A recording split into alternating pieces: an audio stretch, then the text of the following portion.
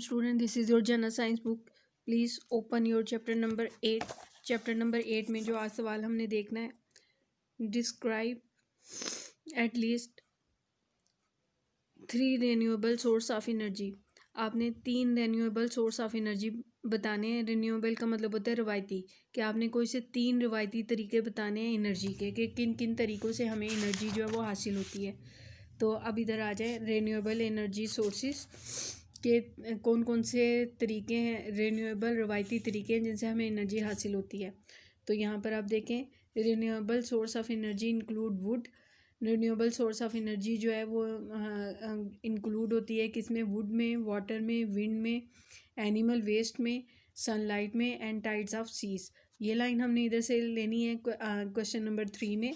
यहाँ से इस तीसरे सवाल का जो है ना आंसर है लॉन्ग क्वेश्चन का, और पहले हम यहाँ तक लिखेंगे, फिर उसके बाद आप आ जाएं। आपने फिर हाइड्रोइलेक्ट्रिक एनर्जी, हाइड्रोइलेक्ट्रिक एनर्जी पानी से जो एनर्जी हासिल होती है उसे हम हाइड्रोइलेक्ट्रिक एनर्जी कहते हैं, कि हम बहते हुए पानी से एनर्जी हासिल करते हैं। ये रवायती तरीका है।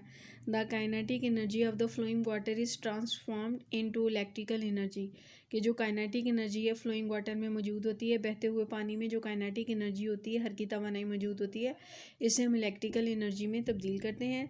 This energy is called as hydro electrical energy. इस एनर्जी को हम हाइड्रो इलेक्ट्रिक एनर्जी कहते हैं, क्योंकि ये हाइड्रो यानी पानी से हासिल की जाती है।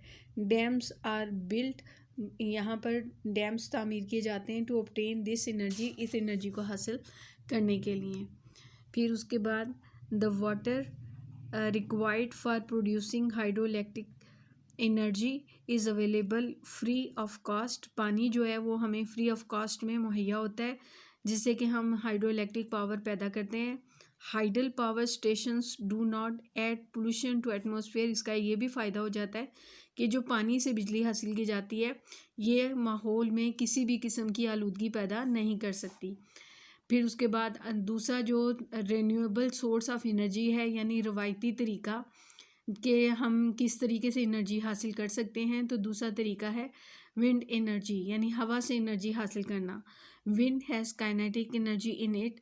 हवा भी जब चलती है तो उसके अंदर काइनेटिक एनर्जी मौजूद होती है। A wind mill is a machine which has blades. Windmill एक मशीन होती है जिसमें ब्लेड्स लगे होते हैं। These blades move by the energy of wind. ये जब हवा चलती है तो ये ब्लेड्स जो हैं वो हरकत करते हैं। इन रिसेंट ईयर, हालिया सालों में, wind mill is being used to produce electricity.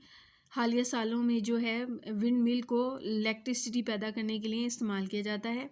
A wind farm consist of about 100 wind mills.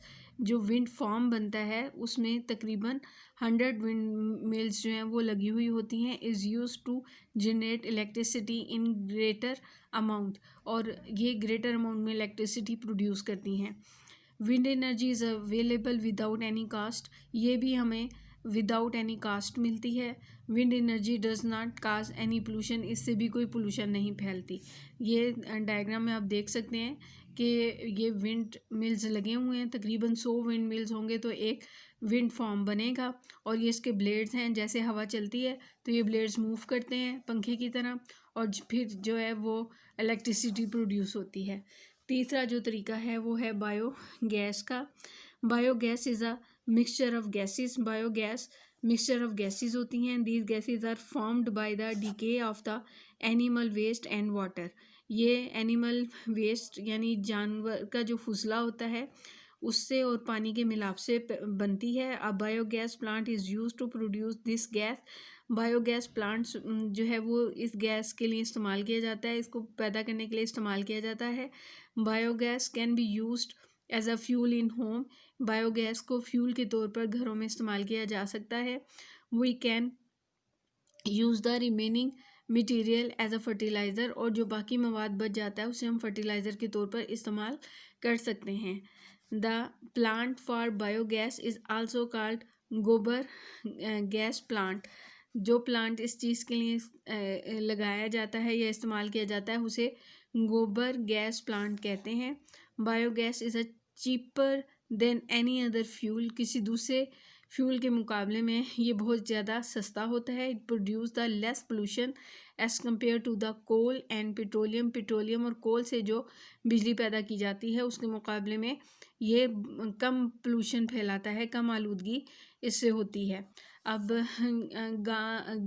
गांव वगैरह में जहाँ गायें भैंसें बहुत ज़्यादा होती हैं, उनका जो गोबर होता है उसको एक गड्ढे में डालकर फिर उसमें जो है ना सारा ये प्लांट लगा दिया जाता है। वो गोबर गलता सड़ता रहता है, उससे गैसें पैदा होती हैं और एक बाकायदा सिस्टम के तहत जिस तरह हमारी सुई गैस होती है, इसी तरह गैस जो है ना वो पाइपों के ज़रिए जो है घरों को सप्लाई की जाती है। इसे बायोगैस प्लांट कहते हैं और इससे बहुत से लोग जो है वो मुस्तफ़ीद भी हो रहे हैं।